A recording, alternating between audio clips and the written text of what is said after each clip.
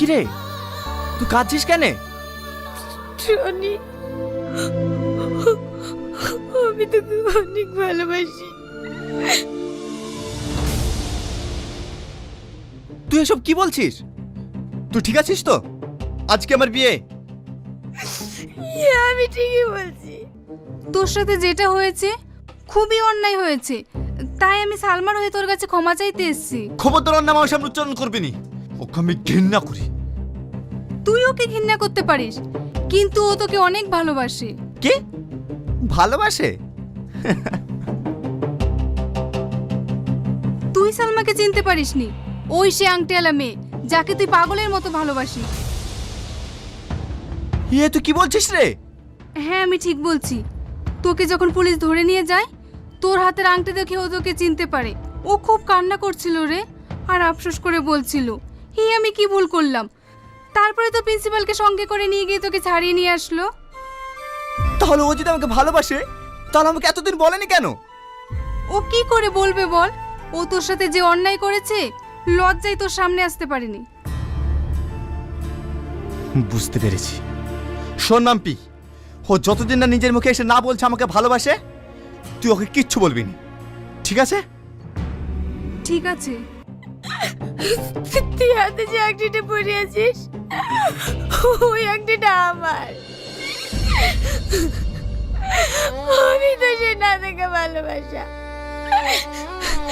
যার সাথে তুই প্রতিদিন রাতে ফোনে কথা বলতিস, যার সাথে তুই এক রাত কথা না বলি থাকতে পারতিস না। আমি তো সেই সালমা। আর এই মেয়েটা তোকে মিথ্যে বলিছে। ও সালমা না, আমি সালমা। আমি তোকে না পেলে বাঁচবো না টনি। তোকে আমি অনেক ভালোবাসি।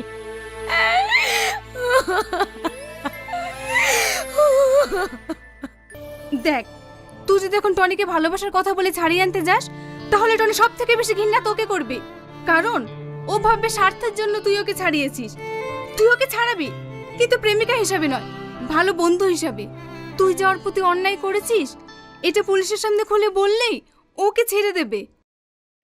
হ্যাঁ, আমি সব সত্যি কথা বলবো। ওকে ছেড়ে দেবি তো? হ্যাঁ, ছেড়ে দেবে, কিন্তু সঙ্গে করে কলেজের প্রিন্সিপালকে নিয়ে যাবি। ঠিক আছে, তাই নিয়ে যাবো। তুমি একটা স্টুডেন্ট হয়ে তোমার এরকম মাথায় কুবুদ্ধি আসে কি করে? সি, একটা ভালো ছেলে ভাড়া তো লজ্জা লাগেনি? স্যার, এই কারণে ওকে আমি প্রচুর অপমান করেছি। আপনি আর কিছু বলবেন না। আপনি এসব বিষয়গুলো একটু খেয়াল রাখবেন, কারণ এতে কলেজের দুর্নাম হতে পারে, একটা ছেলের জীবনও নষ্ট হতে পারে। এই ভুল আর হবে না স্যার। আপনার কাছে বিনীত অনুরোধ, এই নির্দোষ ছেলেটাকে ছেড়ে দিন। ঠিক আছে, আপনি এখানে সই করুন।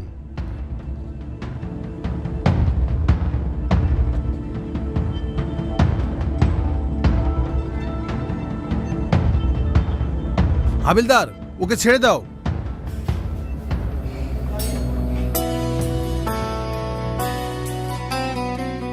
টনি, আমার ভুল হয়ে গিয়েছে, তুমি আমাকে ক্ষমা করে দাও। Tony, Tony.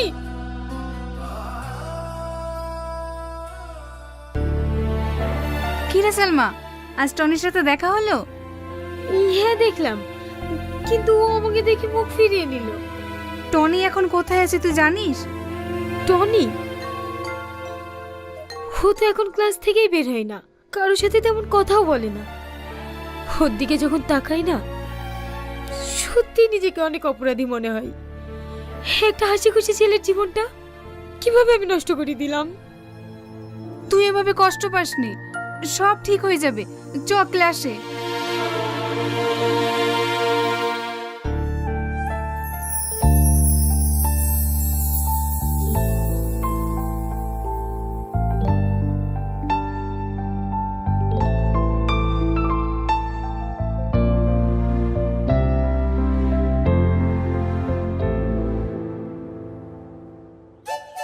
এই শোন, এই মাসের শেষে আমাদের কলেজ থেকে একটা দীঘা ট্যুরের কথা আছে।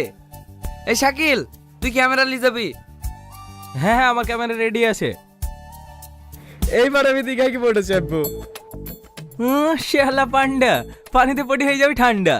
সাঁতার জানে না, আবার পড়ে চড়বে।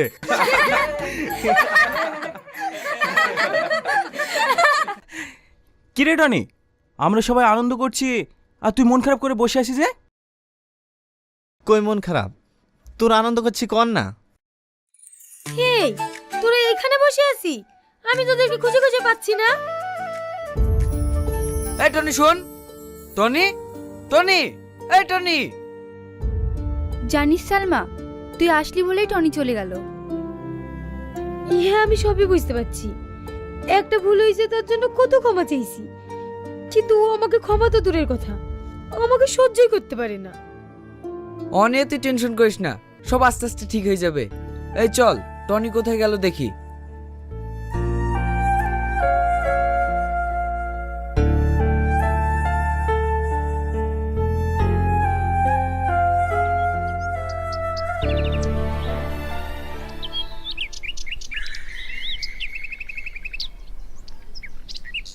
কিরে টনি, কাকে ফোন করছিস?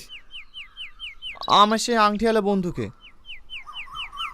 তুই এখনো ওকে নিয়ে পড়ে আছিস? তুই কেন বুঝতে পারছিস না ও তোকে বোকা বানিয়েছে? বাদ দে সব। আর হ্যাঁ, তোর কি হয়েছে রে? সালমা যেখানে যাচ্ছে তুই সেখান থেকে চলে যাচ্ছিস? কেন তোরা জানিস নি নাকি?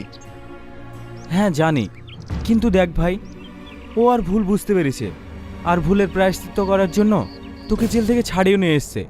তুই ওকে মন থেকে ক্ষমা করে দে না। তোরা কি চাইছিস বলতো? দেখ, আমরা চাইছি আমরা যেমন ওদের সাথে বন্ধুর মতো মিশছি, তুইও মেশ। শুধু এটাই? তাহলে তোরা খুশি তো? হ্যাঁ খুশি। ঠিক আছে, তাই হবে। চল সবাই ক্যান্টিনে চল।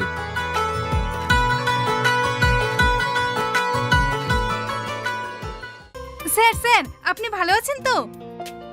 ভালো যদি নাই থাকতাম তাহলে হসপিটালে ভর্তি থাকতাম, এখানে আসবো কেন? স্যার স্যার, আপনি তো পলিগ্রাম টিভিতে অনেক নাটক করেছেন, একটা ডায়লগ বলুন না। ঠিক আছে বলছি। এই ম্যাডাম, এই বিষ্ণু মস্তানের বিরুদ্ধে যদি কোর্টে সাক্ষী দিতে যাস না, তাহলে আর জ্যান্ত ফিরে আসবি না, ওখানেই খালাস করে দেবো।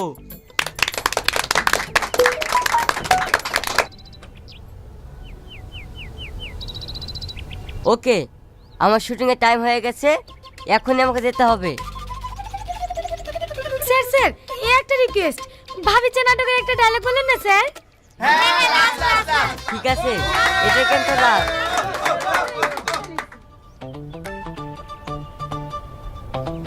কি ব্যাপার রে?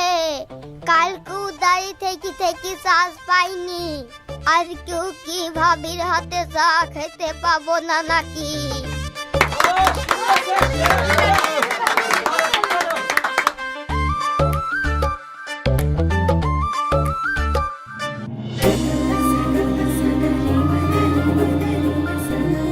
আজকে বিশুকে পেয়ে না আমাদের দারুণ আনন্দ হলো। কি রে, তোর আনন্দ হয়নি? হয়েছে, কিন্তু কালকে আমার সব থেকে বেশি আনন্দের দিন। কেন রে? আজ টনির সঙ্গে আমার অনেকক্ষণ কথা হয়েছে, ও আমাকে অনেক ভালোবাসে। তার মানে টনিকে তুই ভালোবাসার কথা বলে দিয়েছিস? না, এখনো বলিনি, কালকে সব বলবো। তাই নাকি? কি বলবি?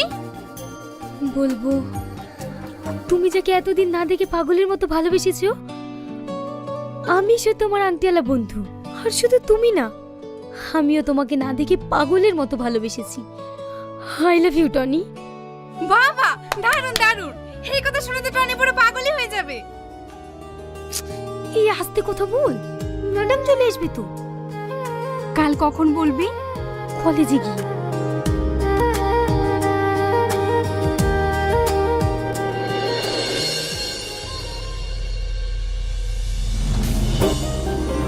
ওই দেখ, টনি আসছে। হে সালমা, আজ আমি খুব খুশি। এই যাকে আমি এতদিন ধরে ভালোবেসেছি, আজ তাকে আমি কাছে পেয়ে গেছি। তোকে না আমি বড় গিফট দেবো, এই কারণ তুই যেটা বলেছিলি সেটা আজকে সত্যি হয়েছে। ওই দেখ, আমার না দেখা ভালোবাসা। পাগলিটা আমাকে ফোন সুইচ অফ করে না, খুব জ্বালিয়েছে।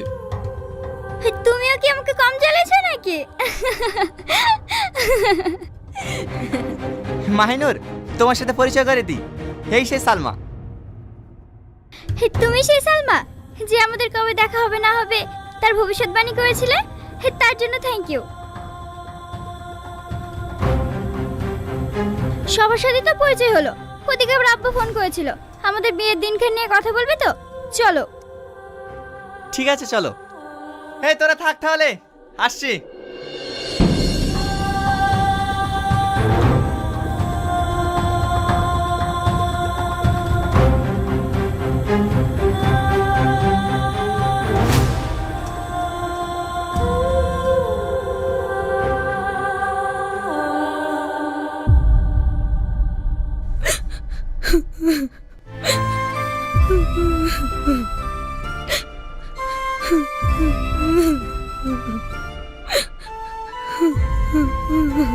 সালমা, তুই এত ভেঙে পড়িস না, একটু শান্ত হ। কি করে শান্ত হব? টনিকে আমি এত ভালোবাসি, তারপর অন্য একটা মেয়েকে দেখে আমি কি করে মেনে নেব? আর কাঁদিস না, চুপ কর। আমি অবাক হয়ে যাচ্ছি, তোর আংটি পড়ে আছে, তুই টনিকে ভালোবাসিস, মাঝখান থেকে ওই মেয়েটা কোথা থেকে আসলো? আমি কিচ্ছু জানিনি।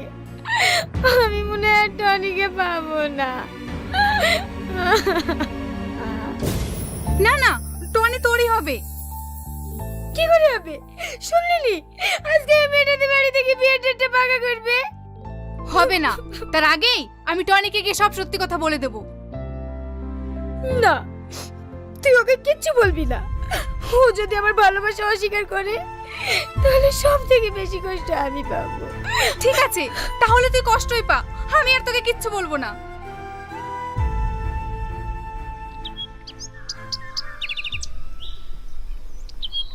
সালমা, তোর কথাই সত্যি হলো রে।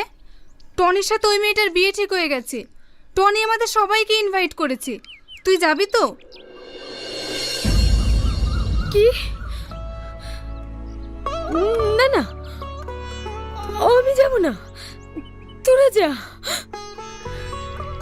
দেখ সালমা, ভেঙে পড়লে হবে না, তোকে যেতেই হবে। টনিকে তুই ভালোবাসিস এই কথা তোকে বলতেই হবে, বলতে হবে আমি সেই সালমা যার আংটি তুমি পরে আছো। না না, আমি বলতে পারবো না। ও সুখে থাকুক, এটাই আমি চাই। তুই কি টনিকে ছাড়া সুখে থাকবি? দেখ, তোকে আজকে বলতেই হবে, না হলে তুই অনেক পস্তাবি। এটাই তো লাস্ট সুযোগ, আর কোনোদিনও পাবি না। চ, এক্ষুনি যেতে হবে।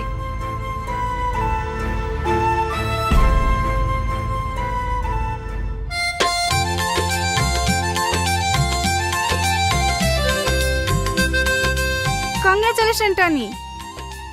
আরে তোরা সবাই এসছি, হাই আয়।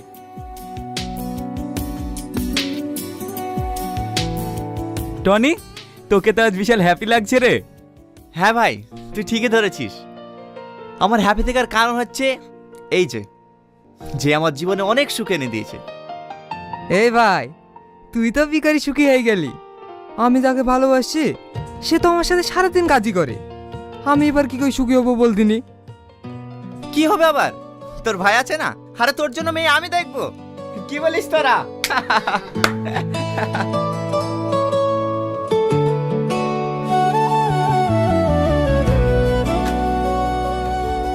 কিরে, বিয়ে পড়াবে কখন? এখনো তো কাজী সাহেবে আসেনি। কি?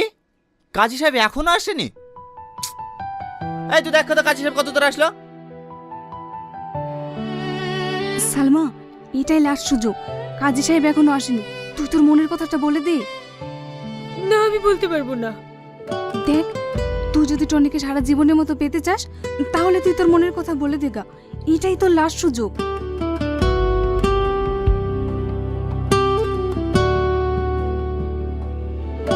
টনি, তোর সাথে আমার কিছু কথা আছে। হ্যাঁ বল।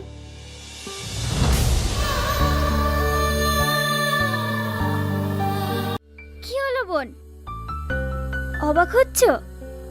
অবাক হওয়ার কিছুই নেই, তোমার টনি তোমারই আছে। মানে? মানেটা আমি বলছি। তুই নিজেকে অনেক চালাক ভাবিস তাই না? আমি অনেকদিন আগেই জেনে গেছি যে বন্ধু আমাকে পাগলের মতন ভালোবাসে সে আর অন্য কেউ না, সেটা হচ্ছে তুই। তুই কি করে জানলি? কি করে জানলাম শুনবি? তাহলে শুন। ঠিক আছে যা। এবার আমিও দেখছি তুমি কতদিন না বলে থাকতে পারো। তারপরে আমি আমার এই ফ্রেন্ডকে আমার সঙ্গে ভালোবাসার অভিনয় করতে বলি, যেন তুই যে আমাকে ভালোবাসিস সেই কথাটা তুই আমাকে নিজে এসে বলিস। তার মানে তুই সেই নাটের গরু পাটের শাক? আরে তুমি ওকে বকছো কেন? তুমি আমাদেরকে এতদিন জ্বালিয়েছো, আমরাও তোমাকে একটু জ্বালিয়েছি, একটু সহ্য করো।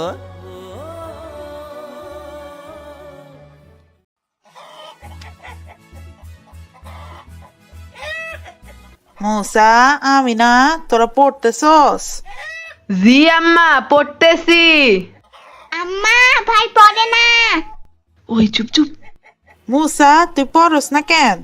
পড়ি তো আম্মা। ভাই পড়া দেখা খেলে।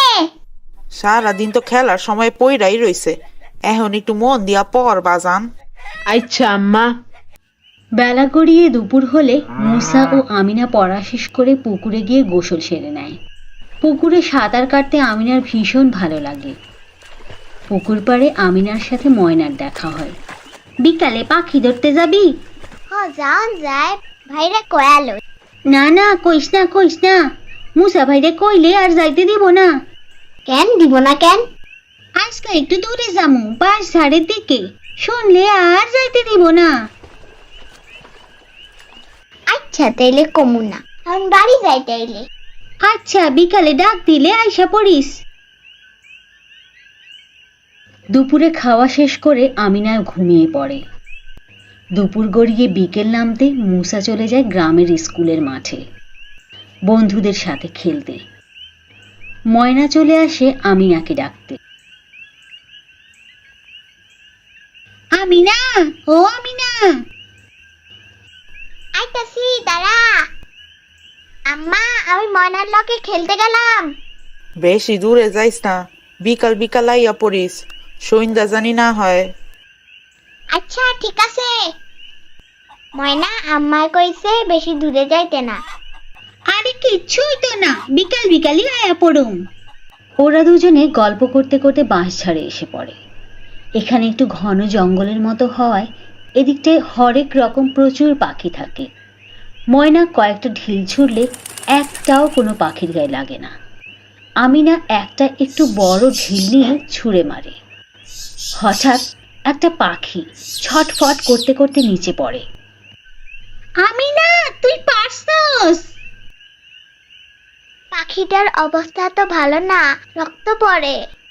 হ্যাঁ, ঢিলটা পাখির মাথায় লাগছে। পাখিটা বাঁচবো তো? কইতে পারি না রে। আমার ভয় করতেছে, চল বাড়ি ফিরে যাই। হ্যাঁ চল, জায়গা। ভয় জড়সড় হয়ে দুজনে বাড়ি ফিরে আসে। বাড়িতে কাউকে আর কিছু জানায় না। রাতে আমিনার গায়ে অনেক জ্বর আসে।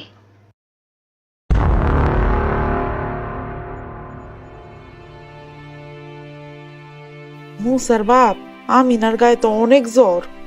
হঠাৎ আবার জ্বর আইলো কেন? ঠান্ডা লাগছিল নাকি? না তো আব্বা, আজকা তো আমি না বেশিক্ষণ সাঁতারও কাটে নাই। তাইলে জ্বর আইলো কেন? মুসার মা মাথায় পানি দিয়া মাইয়ার জ্বর নামাও। আমিনার মাথায় পানি দিয়ে জ্বর নামানোর চেষ্টা করা হয়।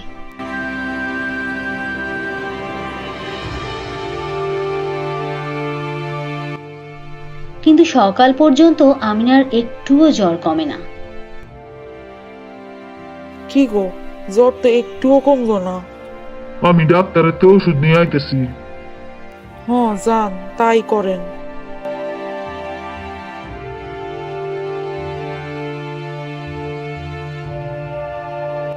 ওষুধ এনে খাওয়ানো হলেও আমিনার জ্বর কমে না। 3 দিন ধরে আমিনা বিছানায় শুয়ে আছে। প্রায় অজ্ঞান অবস্থায়। মাইয়াডারে কালকে শহরে ডাক্তারের কাছে নিয়ে যাবো। এই কয়টা দিন না খাইয়া আমার মাইয়াডা কেমন শুকায়া গেছে। এইভাবে ওরে বাঁচান যাইবো না, ভালো ডাক্তারের কাছে নেওয়ানি লাগবো। আমিনাকে ওর বাবা শহরে নিয়ে আসে বড় ডাক্তার দেখাতে। ডাক্তার পরীক্ষা নিরীক্ষা করে কিছু ওষুধ লিখে দেয়। বাড়ি ফিরে আসার কিছুদিন পর আমিনা আস্তে আস্তে কিছুটা সুস্থ হতে থাকে। কিন্তু এই আমিনা আর আগের প্রাণচঞ্চল আমিনা নেই। সারাদিন নিশ্চুপ হয়ে বিছানায় পড়ে থাকে, চোখ দুটো সবসময় লাল হয়ে থাকে। সবচেয়ে আশ্চর্যের বিষয়, হঠাৎ হঠাৎ রাত বিরেতে বাড়ি থেকে বেরিয়ে যায়। এভাবে কিছুদিন যাওয়ার পর সমস্যা আরো বাড়তে থাকে। আমিনা যখন একলা ঘরে থাকে তখন খুব ভয়ার্তভাবে তাকিয়ে কারোর সাথে কথা বলে। একদিন মুসা লক্ষ্য করে আমিনা একা একা কাঁদছে আর কারোর সাথে বিড়বিড় করে কথা বলছে। আমিনা, কি হইছে? কান্দস কেন বইন? আর একা একা কি বিড়বিড় করস? আমিনা মুসার দিকে ফিরেও তাকায় না, যেন মুসার অস্তিত্বই টের পায়নি। মুসা কান পেতে আমিনার কথা শোনার চেষ্টা করে। আমারে মাইরেন না, আমারে সাইরা দেন। মুসা ছুটে গিয়ে ওর বাবা মাকে ডেকে আনে। তারা এসে দেখে আমিনার শরীর অস্বাভাবিকভাবে বেঁকে আছে, চোখ দুটো উল্টানো। আমিনা, মা আমিনা, কি হয়েছে তোমার? এমন করতেছো কেন মা? ও মুসার বাপ, আমাগো আমিনার কি হইল? ওদের বাবা দোয়া পড়ে আমিনার শরীরে ফু দেয়। আমিনা ধীরে ধীরে স্বাভাবিক অবস্থায় ফিরে এসে ঘুমিয়ে পড়ে। আমিনার ঘুম ভাঙে 3 দিন পর। মুসার বাবা হুজুরের কাছ থেকে তাবিজ এনে আমিনাকে পরিয়ে দেয়। এভাবে কিছুদিন আমিনা ভালো থাকে। একদিন সকালে আমিনা তার বাবাকে বলে, আব্বা, আমার না অনেক মিষ্টি খাইতে ইচ্ছা করতেছে। আমার মা মিষ্টি খাইবো? আচ্ছা, বাজারতে আয়োনের সময় মিষ্টি নিয়ে আমুনে। অল্প আনলে হইব না, কিন্তু অনেক মিষ্টি আনন লাগবো। কেন গো মা, মেহমান আইবো বাড়িতে? না আব্বা, আমি খামু। আচ্ছা, আমার মা যেহেতু খাইতে চাইছে তো বেশি করে আর মনে। মুসার বাবা বাড়ি ফেরার পথে বাজার থেকে 2 কেজি মিষ্টি নিয়ে আসে। আমিনা মিষ্টি পেয়ে দারুণ খুশি হয়ে যায়। সবাই অবাক হয়ে দেখে কিছুক্ষণের ভেতর এক বসায় আমিনা 2 কেজি মিষ্টি একা খেয়ে ফেলে। বাড়ির সবাই ভীষণ চিন্তিত হয়ে পড়ে। ইদানিং আমিনা আগের চেয়ে অনেক বেশি খাবার খায় এবং বেশিরভাগ সময় মিষ্টি জাতীয় খাবার খেতে চায়। বিষয়টা সবাইকে বেশ ভাবিয়ে তোলে। মুসার বাপ, আমিনার ব্যাপার স্যাপার গুলা তো ভালো ঠেকতাছে না। হ, আমার অনেক চিন্তা লাগতাছে। তাবিজের বান মনে হয় কাইটা গেছে। আপনি এবার বড় একজন হুজুরের কাছে জানতো। কদমতলী গ্রামের মসজিদে একজন বড় হুজুর আছে, সেই তার কাছে নিয়ে যাবো আমিনারে। সেই রাতে সবাই ঘুমিয়ে পড়লে আমিনা ঘর থেকে বেরিয়ে যায়। পরদিন সকালে সবাই খুঁজতে খুঁজতে পাশঝাড়ের কাছে অজ্ঞান অবস্থায় পড়ে থাকতে দেখে। এবার 5 দিন পর আমিনার জ্ঞান ফেরে। আমিনার বাবা বড় হুজুরের কাছে আমিনাকে নিয়ে যায়। আপনার মেয়ের উপর জিনের আসর আছে। হুজুর, একটা ব্যবস্থা করেন, আমার মাইয়াটারে বাঁচান। বাঁচানোর মালিক তো আল্লাহ, আমরা হইলাম মুসিলা। আমি আমার সাধ্যের মধ্যে যতটুকু সম্ভব সবটাই করব। আপনি আল্লাহর কাছে সাহায্য চান, তিনি যেন সব কিছু সহজ করে দেন।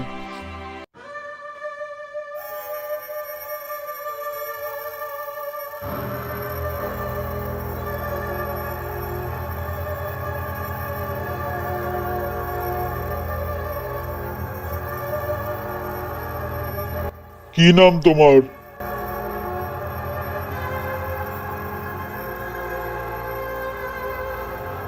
কি হইল, নাম বলো। আমার নাম আব্দুল্লাহ। তুমি ওর উপর আসর করছো কেন? কি হইল আব্দুল্লাহ, কথা বলো, নইলে কিন্তু মারবো। ও আমার ছেলেরে মারছে। কে তোমার ছেলেরে মারছে? নাম ধইরা বলো। আমিনা মারছে। আমিনা কিভাবে তোমার ছেলেরে মারলো, পুরো ঘটনা বলো। একদিন বিকেলে বাস ছাড়ে আমি আমার ছেলের সাথে পাখির রূপ নিয়ে খেলতেছিলাম। এই মেয়েটা তখন একটা বড় ঢিল ছুঁড়ে আমার ছেলের মাথায় মারে, আর আমার ছেলেটা অনেক দিন ধরে অসুস্থ ছিল। এখন তুমি ওর কাছে কি চাও? আমি ওরে মাইরা ফেলবো। তোমার ছেলে তো এখন সুস্থ আছে, তাহলে তুমি আমিনাকে কেন মারবা? ওর কারণে আমার ছেলে অনেক দিন অসুস্থ হয়ে বিছানায় পড়েছিল, তাই আমি ওকে শাস্তি দিব। আমিনাকেও তো তুমি অনেক দিন ধরে অসুস্থ করে রাখছো, হিসাব তো বরাবর হয়ে গেছে। ও যদি সেদিন ঢিল না ছুটত, না আমার ছেলে আঘাত পাইতো, আর না আমি ওরে অসুস্থ বানিয়ে ফেলে রাখতাম, আমি ওরে ছাড়বো না। ওর বিনিময়ে তুমি কি চাও?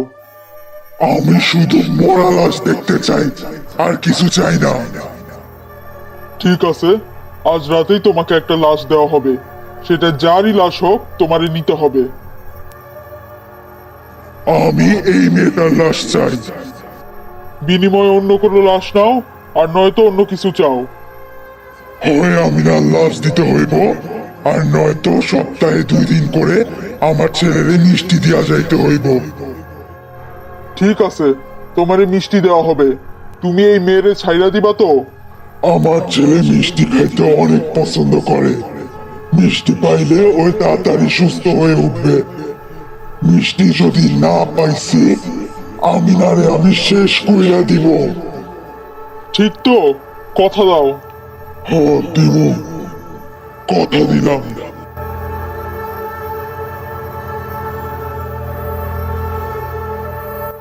হুজুর দোয়া পড়ে আমিনার উপর জিনকে ভর করায়। হুজুর আমিনা সহ পরিবারের সবাইকে শরীর বন্ধ করার তাবিজ দেয়। এরপর থেকে মুসার বাবা প্রতি সপ্তাহে 2 দিন করে পাশ ছাড়ে গিয়ে 5 কেজি মিষ্টি রেখে আসে।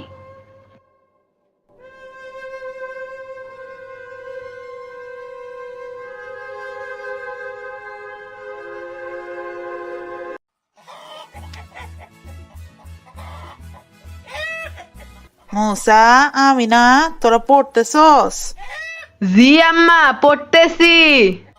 আম্মা, ভাই পড়ে না। ওই চুপ চুপ। মুসা, তুই পড়স না কেন? পড়ি তো আম্মা। ভাই পড়া দেখা খেলে। সারাদিন তো খেলার সময় পইরাই রইছে, এখন একটু মন দিয়া পড় বাজান। আচ্ছা আম্মা। বেলা গড়িয়ে দুপুর হলে মুসা ও আমিনা পড়া শেষ করে পুকুরে গিয়ে গোসল সেরে নেয়। পুকুরে সাঁতার কাটতে আমিনার ভীষণ ভালো লাগে। পুকুর পাড়ে আমিনার সাথে ময়নার দেখা হয়। বিকালে পাখি ধরতে যাবি? যাও যায়, ভাইরা কয়ালো। না না, কইস না কইস না, মুসা ভাইরে কইলে আর যাইতে দিব না। কেন দিব না কেন? আজকে একটু দূরে যামু, 5:30 দিকে, শুনলে আর যাইতে দিব না। আচ্ছা তাইলে কমু না, এখন বাড়ি যাই তাইলে। আচ্ছা, বিকালে ডাক দিলে আইসা পড়িস। দুপুরে খাওয়া শেষ করে আমিনা ঘুমিয়ে পড়ে। দুপুর গড়িয়ে বিকেল নামতে মুসা চলে যায় গ্রামের স্কুলের মাঠে বন্ধুদের সাথে খেলতে। ময়না চলে আসে আমিনাকে ডাকতে। আমিনা, ও আমিনা। আইতাছি, দাঁড়া। আম্মা, আমি ময়নার লগে খেলতে গেলাম। বেশি দূরে যাইস না, বিকাল বিকাল আইয়া পড়িস, সন্ধ্যা জানি না হয়। আচ্ছা ঠিক আছে।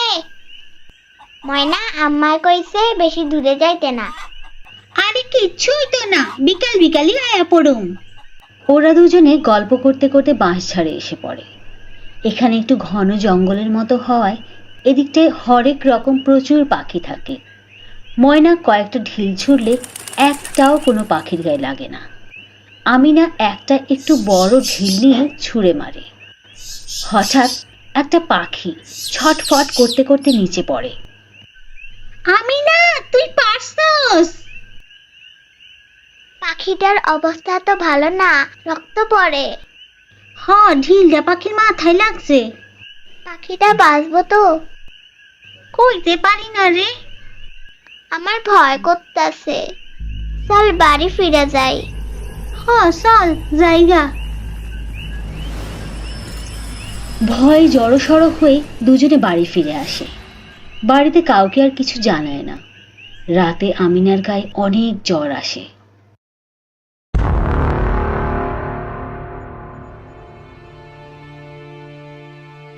মুসার বাপ, আমিনার গায়ে তো অনেক জ্বর। হঠাৎ আবার জ্বর আইলো কেন? ঠান্ডা লাগছিল নাকি? না তো আব্বা, আজকা তো আমি না বেশিক্ষণ সাঁতারও কাটে নাই। তাইলে জ্বর আইলো কেন? মুসার মা মাথায় পানি দিয়া মাইয়ার জ্বর নামাও। আমিনার মাথায় পানি দিয়ে জ্বর নামানোর চেষ্টা করা হয়।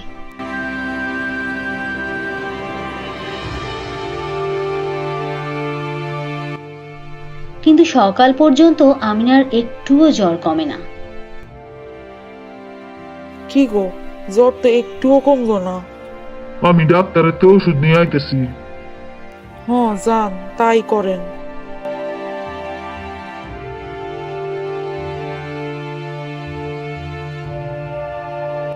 ওষুধ এনে খাওয়ানো হলেও আমিনার জ্বর কমে না। 3 দিন ধরে আমিনা বিছানায় শুয়ে আছে, প্রায় অজ্ঞান অবস্থায়। মাইয়াডারে কালকে শহরে ডাক্তারের কাছে নিয়ে যাবো। এই কয়টা দিন না খাইয়া আমার মাইয়াডা কেমন শুকায়া গেছে। এইভাবে ওরে বাঁচান যাইবো না, ভালো ডাক্তারের কাছে নেওয়ানি লাগবো। আমিনাকে ওর বাবা শহরে নিয়ে আসে বড় ডাক্তার দেখাতে। ডাক্তার পরীক্ষা নিরীক্ষা করে কিছু ওষুধ লিখে দেয়। বাড়ি ফিরে আসার কিছুদিন পর আমিনা আস্তে আস্তে কিছুটা সুস্থ হতে থাকে। কিন্তু এই আমিনা আর আগের প্রাণচঞ্চল আমিনা নেই। সারাদিন নিশ্চুপ হয়ে বিছানায় পড়ে থাকে, চোখ দুটো সবসময় লাল হয়ে থাকে। সবচেয়ে আশ্চর্যের বিষয়, হঠাৎ হঠাৎ রাত বিরেতে বাড়ি থেকে বেরিয়ে যায়। এভাবে কিছুদিন যাওয়ার পর সমস্যা আরো বাড়তে থাকে। আমিনা যখন একলা ঘরে থাকে তখন খুব ভয়ার্তভাবে তাকিয়ে কারোর সাথে কথা বলে। একদিন মুসা লক্ষ্য করে আমিনা একা একা কাঁদছে আর কারোর সাথে বিড়বিড় করে কথা বলছে। আমি না, কি হইছে? কান্দস কেন বইন? আর একা একা কি বিড়বিড় করস? আমিনা মুসার দিকে ফিরেও তাকায় না, যেন মুসার অস্তিত্বই টের পায়নি। মুসা কান পেতে আমিনার কথা শোনার চেষ্টা করে। আমারে মাইরেন না, আমারে সাইরা দেন। মুসা ছুটে গিয়ে ওর বাবা মাকে ডেকে আনে। তারা এসে দেখে আমিনার শরীর অস্বাভাবিকভাবে বেঁকে আছে, চোখ দুটো উল্টানো। আমিনা, মা আমিনা, কি হয়েছে তোমার? এমন করতেছো কেন মা? ও মুসার বাপ, আমাগো আমিনার কি হইল? ওদের বাবা দোয়া পড়ে আমিনার শরীরে ফু দেয়। আমিনা ধীরে ধীরে স্বাভাবিক অবস্থায় ফিরে এসে ঘুমিয়ে পড়ে। আমিনার ঘুম ভাঙে 3 দিন পর। মুসার বাবা হুজুরের কাছ থেকে তাবিজ এনে আমিনাকে পরিয়ে দেয়। এভাবে কিছুদিন আমিনা ভালো থাকে। একদিন সকালে আমিনা তার বাবাকে বলে, আব্বা, আমার না অনেক মিষ্টি খাইতে ইচ্ছা করতেছে। আমার মা মিষ্টি খাইবো? আচ্ছা, বাজারতে আয়োনের সময় মিষ্টি নিয়ে আমুনে। অল্প আনলে হইব না, কিন্তু অনেক মিষ্টি আনন লাগবো। কেন গো মা, মেহমান আইবো বাড়িতে? না আব্বা, আমি খামু। আচ্ছা, আমার মা যেহেতু খাইতে চাইছে তো বেশি করে আর মনে। মুসার বাবা বাড়ি ফেরার পথে বাজার থেকে 2 কেজি মিষ্টি নিয়ে আসে। আমিনা মিষ্টি পেয়ে দারুণ খুশি হয়ে যায়। সবাই অবাক হয়ে দেখে কিছুক্ষণের ভেতর এক বসায় আমিনা 2 কেজি মিষ্টি একা খেয়ে ফেলে। বাড়ির সবাই ভীষণ চিন্তিত হয়ে পড়ে। ইদানিং আমিনা আগের চেয়ে অনেক বেশি খাবার খায় এবং বেশিরভাগ সময় মিষ্টি জাতীয় খাবার খেতে চায়। বিষয়টা সবাইকে বেশ ভাবিয়ে তোলে। মুসার বাপ, আমিনার ব্যাপার স্যাপার গুলা তো ভালো ঠেকতাছে না। হ, আমার অনেক চিন্তা লাগতাছে। তাবিজের বান মনে হয় কাইটা গেছে। আপনি এবার বড় একজন হুজুরের কাছে জানতো। কদমতলী গ্রামের মসজিদে একজন বড় হুজুর আছে, সেই তার কাছে নিয়ে যাবো আমিনারে। সেই রাতে সবাই ঘুমিয়ে পড়লে আমিনা ঘর থেকে বেরিয়ে যায়। পরদিন সকালে সবাই খুঁজতে খুঁজতে বাঁশঝাড়ের কাছে অজ্ঞান অবস্থায় পড়ে থাকতে দেখে। এবার 5 দিন পর আমিনার জ্ঞান ফেরে। আমিনার বাবা বড় হুজুরের কাছে আমিনাকে নিয়ে যায়। আপনার মেয়ের উপর জিনের আসর আছে। হুজুর, একটা ব্যবস্থা করেন, আমার মাইয়াটারে বাঁচান। বাঁচানোর মালিক তো আল্লাহ, আমরা হইলাম মুসিলা। আমি আমার সাধ্যের মধ্যে যতটুকু সম্ভব সবটাই করব। আপনি আল্লাহর কাছে সাহায্য চান, তিনি যেন সব কিছু সহজ করে দেন।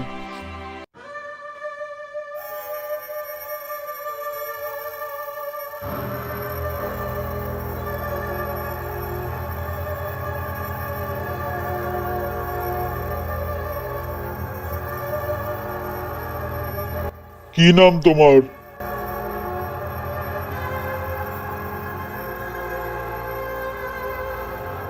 কি হইল, নাম বলো। আমার নাম আব্দুল্লাহ। তুমি ওর উপর আসর করছো কেন? কি হইল আব্দুল্লাহ, কথা বলো, নইলে কিন্তু মারবো। ও আমার ছেলেরে মারছে। কে তোমার ছেলেরে মারছে? নাম ধইরা বলো। আমিনা মারছে। আমিনা কিভাবে তোমার ছেলেরে মারলো, পুরা ঘটনা বলো। একদিন বিকেলে বাঁশঝাড়ে আমি আমার ছেলের সাথে পাখির রূপ নিয়ে খেলতেছিলাম। এই মেয়েটা তখন একটা বড় ঢিল ছুঁড়ে আমার ছেলের মাথায় মারে। আর আমার ছেলেটা অনেকদিন ধরে অসুস্থ ছিল। এখন তুমি ওর কাছে কি চাও? আমি ওরে মাইরা ফেলবো। তোমার ছেলে তো এখন সুস্থ আছে, তাহলে তুমি আমিনাকে কেন মারবা? ওর কারণে আমার ছেলে অনেকদিন অসুস্থ হয়ে বিছানায় পড়েছিল, তাই আমি ওকে শাস্তি দিব। আমিনাকেও তো তুমি অনেকদিন ধরে অসুস্থ করে রাখছো, হিসাব তো বরাবর হয়ে গেছে। ও যদি সেদিন ঢিল না ছুটত, না আমার ছেলে আঘাত পাইতো, আর না আমি ওরে অসুস্থ বানিয়ে ফেলে রাখতাম, আমি ওরে ছাড়বো না। ওর বিনিময়ে তুমি কি চাও? আমি শুধু মরা লাশ দেখতে চাই, আর কিছু চাই না। ঠিক আছে, আজ রাতেই তোমাকে একটা লাশ দেওয়া হবে, সেটা যারই লাশ হোক তোমারই নিতে হবে। আমি এই মেয়েটার লাশ চাই। বিনিময়ে অন্য কোনো লাশ নাও, আর নয়তো অন্য কিছু চাও। হয় আমিনার লাশ দিতে হইব, আর নয়তো সপ্তাহে 2 দিন করে আমার ছেলেরে মিষ্টি দিয়া যাইতে হইব। ঠিক আছে, তোমারে মিষ্টি দেওয়া হবে। তুমি এই মেয়েরে ছাইরা দিবা তো? আমার ছেলে মিষ্টি খাইতে অনেক পছন্দ করে। মিষ্টি পাইলে ওই তাড়াতাড়ি সুস্থ হয়ে উঠবে। মিষ্টি যদি না পাইছি, আমিনারে আমি শেষ কইরা দিব। ঠিক তো? কথা দাও। দিব, কথা দিলাম।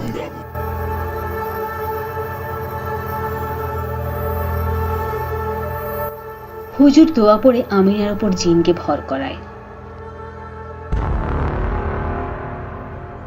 হুজুর আমিনা সহ পরিবারের সবাইকে শরীর বন্ধ করার তাবিজ দেয়।